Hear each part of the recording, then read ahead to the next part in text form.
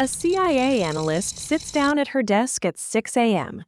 In front of her, 847 unread intelligence reports, 12 agency briefings, 3 intercepted communications, and a 90-minute window before she has to brief the Director of National Intelligence on a situation that could determine whether troops move or stay. She reads none of it. Not the way you read, not the way you were taught to read. By 7:30 a.m., she has extracted everything that matters, compressed it into a single 2-page brief, flagged 3 critical anomalies her colleagues missed, and identified the one fact that changes everything. Her brain is not different from yours. Her IQ is not higher. She did not sleep better or drink better coffee. She just runs a completely different operating system for information. And once you see how it works, you cannot unsee it.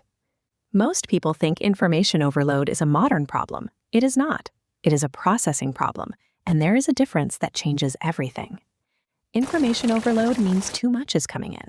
A processing problem means your system for handling what comes in is wrong. You have been solving the wrong problem your entire life. You bought apps, took notes, built systems, highlighted books, organized folders, and still felt buried because you kept adding input solutions to an output problem.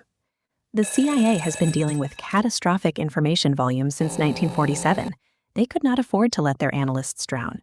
A missed signal in an intelligence report is not a bad grade. It is a geopolitical disaster. So they did what no school, no productivity guru, and no self-help author ever bothered to do.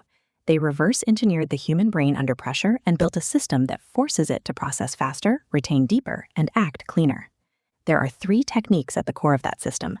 Most people will never hear about them because they live inside classified training manuals, but the techniques themselves are not classified, just ignored. Today, that changes. Technique 1, the chunking protocol. Here is something your teachers never told you about your brain.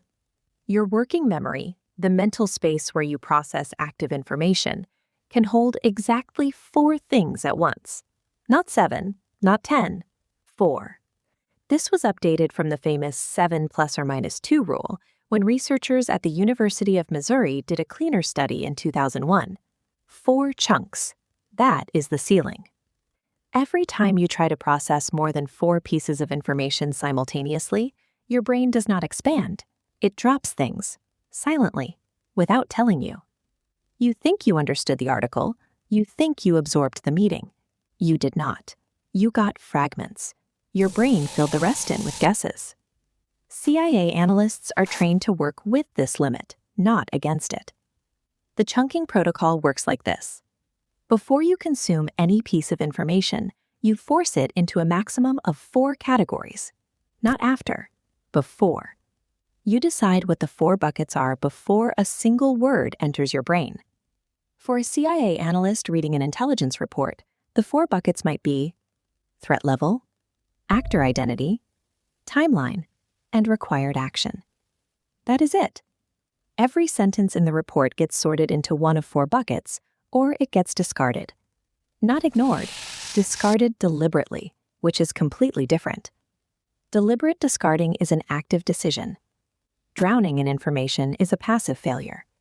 Your version is simpler, but the mechanism is identical. Before you open your email, decide your 4 categories. Before you sit in a meeting, write 4 questions on a piece of paper that the meeting must answer. Before you read an article, name the 4 things you are extracting from it. This single change converts information consumption from a passive flood into an active hunt. The brain that hunts retains. The brain that floods forgets. Technique 2, the tagging system. Now here is the part that most people get completely wrong about memory. You do not forget things because your memory is weak. You forget things because you stored them without an address. Think of your brain as a city with millions of buildings. Most people throw new information out of a moving car and hope it lands somewhere useful.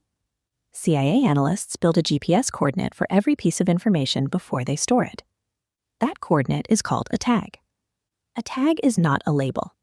This is the critical distinction that every productivity system misses. A label describes what something is. A tag describes what something does. Specifically, what decision it is connected to, what action it triggers, or what problem it solves. Here's the difference in practice.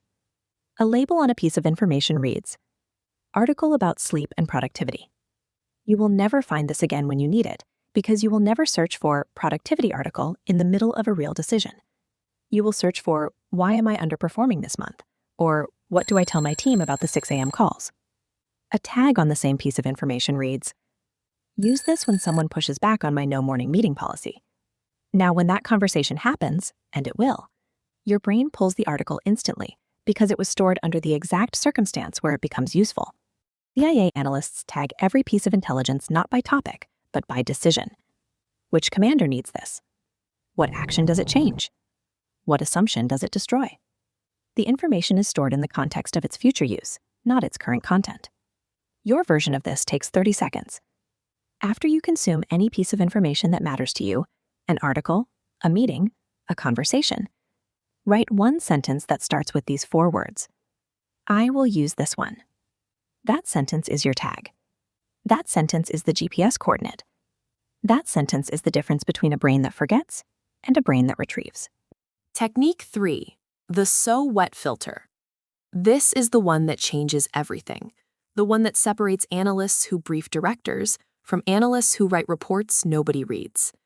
At Langley, there is a question that every analyst is trained to ask before a single word leaves their mouth or their keyboard.